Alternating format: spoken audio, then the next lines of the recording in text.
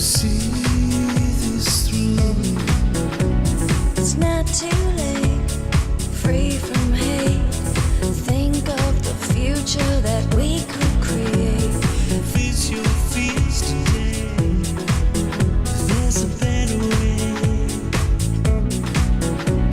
Don't hesitate, it's not too late. Think of the better place we can create.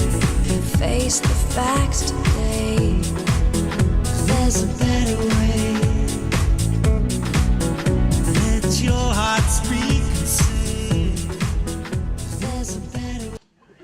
I don't know if your local branch has told you much about the Oibc National Board, but the Oibc National Board is a 5-member board made up of the president and 4 vice presidents. And I'm here in the capacity of the vice president of Union Development. And then the purpose of Oibc Norway is to represent the political and social interest of international students in Norway. So I'm very happy to see that this Oibc has been able to put together this program to bring together all international students who are studying here today. It's a very good initiative that I would like to congratulate you from the National Board.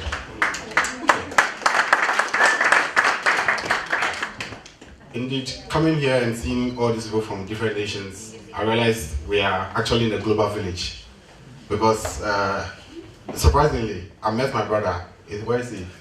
Kobina? Yes.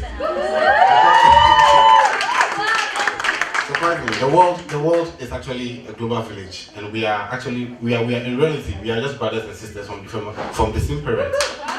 I got here and May asked Kobina to come and pick me up from the bus stop. He didn't know I was from Ghana. He didn't know me. I never met him.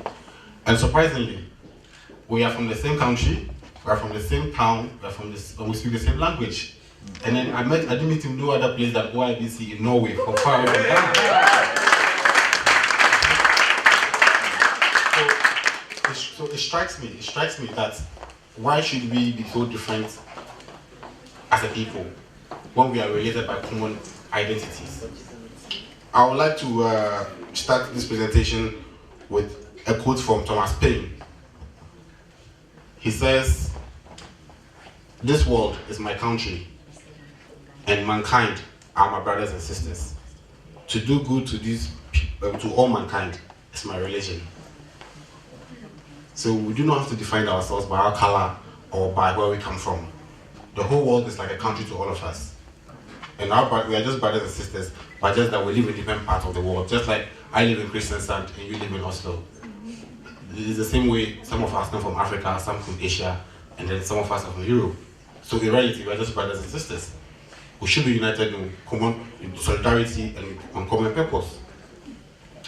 Are we okay with that? Yeah. Okay.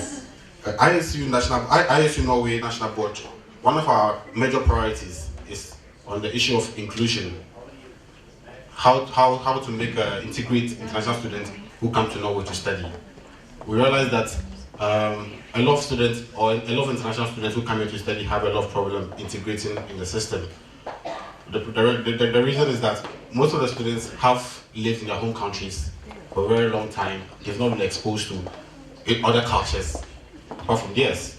So finding themselves away from friends and family in a new country, meeting people from different countries, different nations, different cultures, it is very normal to have a cultural shock.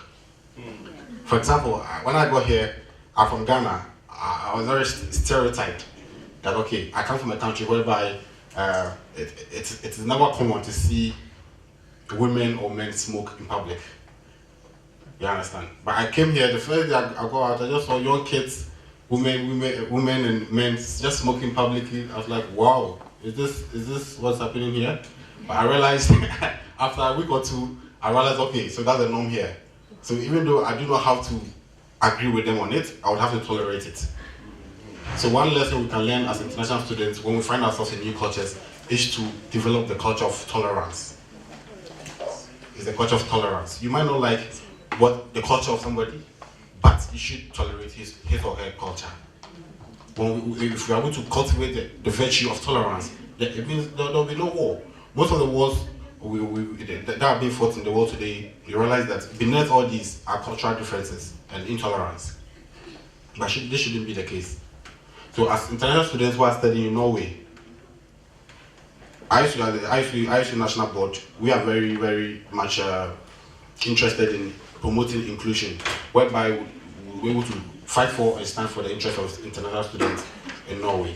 And in doing so, it doesn't mean that we should just collaborate with just fellow international students coming from Norway. One thing we stress on as a board is to integrate and interact with fellow Norwegian students. Because in the same way you don't feel comfortable when you go to an international setting whereby everything is spoken in Norwegian and you find yourself at sea. It's the same way that when Norwegian students also sit amongst you and then you begin to speak your national language and then you cut them out. That's the same way they also feel excluded. So in trying to integrate in the new culture that we find ourselves, one thing we should know is that we should be able to relate with our fellow hosts. I'll call the Norwegians our hosts because they are hosting us in their country. That's one virtue I've learned for myself, and I think it will be very good to share it with you, everybody here. Now, ISU as a national board realized that most students have downturns when they come here to study. We have the social, academic and social welfare officer who takes complaints from local branches about some of the problems that their local branches are going through. And it's very normal to hear of students shutting out for the rest of the system or for the rest of the students. They come here, they miss their family, their friends back home in their countries, and then they cannot concentrate on studies, and before you realize, they already feel like going back home, and then the academics are affected. That's the major problem most international students face when they come to Norway for the first time. But how do we overcome this problem? I think this program is very, very right on time, because if you recognize yourself as international students and you have such programs whereby you come together, interact, and learn from each other's culture, wouldn't it be nice if you go to the world map and you realize you have a friend from Africa, you have a friend from Russia, you have a friend from Philippines, you have a friend from Norway? Wouldn't it be nice? Isn't it nice? Yes, that should be the reason, our number one priority when we meet fellow international students or when we meet other cultures, to tap from the best of these cultures and then use it in improving our personal development. We should be able to learn from the cultures of other people. I don't think there's any culture which is barbaric or so primitive that we should try to disrespect or discourage it. There's always something positive we can learn from each other's culture. And I have my classmates I'm a master's student studying development management. And my classmates are we are 25 in my class from 17 different countries. From 17 different countries. You can find any continent in my classroom. And to promote international integration, we sometimes are divided into groups to work on projects. And then I come from Africa, where you all know development is still a challenge. I have group members from Asia, and we have some from Europe, and you have some from Europe. When we come together and we put a developmental challenge on board and we begin to discuss them, that's when you see the richness that we can derive from each other's culture.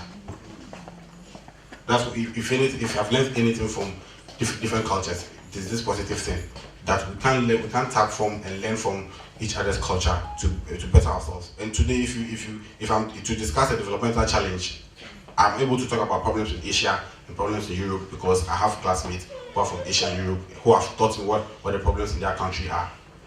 So at the end of the day, I'm sure I'm better off as a development consultant, a development manager than I was before. So before I bring this to a close, I would like to encourage you as a local branch. I used to Norway has 31 local branches, just like you. We have 31 branches in Norway, and Oibc is one of our most hardworking branches, thanks to the president, Mrs. Bourbon, is it Miss Bourbon and her board. Thank you very Yeah. ISU Oibc is one of our strong branches, and I would like to encourage you to continue such programs and support her and the board in everything they do. as we find ourselves as international students here, you might never know where your as Bible students, you might never know where your mission would start from, or where you will be called by God to go and minister. So whilst here, why don't you make those social networks? So if you find yourself in Ghana one day, you have Mr. Kobena there, just call him, Mr. Kobena, I'm in Ghana. I'm come to establish my mission here. Wouldn't it be nice if Kobena receives you in this country? That should be our mindset when we meet people from different countries. We should tolerate them and try to be as good as each other's keeper, so that we can help together to make the world a better place. Yeah. Thank you very much.